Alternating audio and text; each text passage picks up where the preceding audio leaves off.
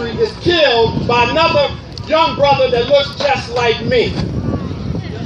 6,000 to 9,000. Now let that number sink in, because what that's telling us is that every day, on an average, 18 to 22 black men die a day.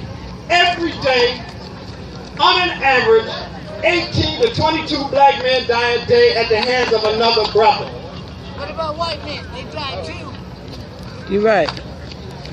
I want you to hear that and understand that we are at a state of emergency. So not only do we have policemen killing us all across this country and not being held accountable, but we have young men in our community that are destroying our community by killing each other.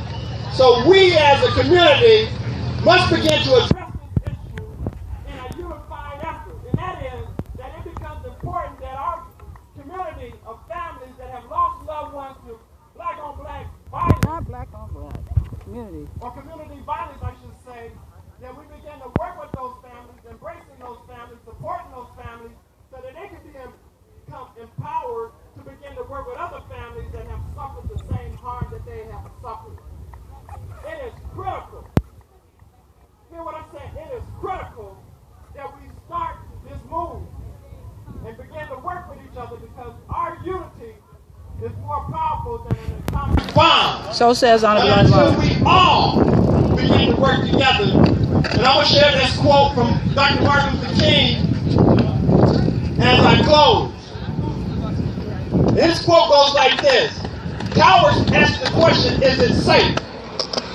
Expediency asks the question, is it political? And vanity asks the question, is it popular? But conscience asks the question, is it right? There comes a time when neither safe, political, and popular is relevant. We must do this because it is right. And if we want our babies, this is about our babies today. If we think we have it bad now, and we fail as a community to begin to speak and change the conditions for our babies, what kind of life will these little children have as they begin to grow up? We cannot let them down.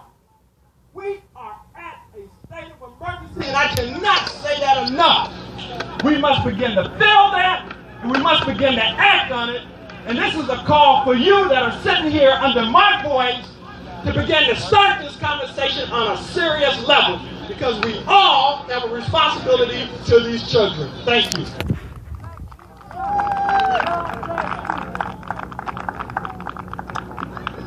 Now,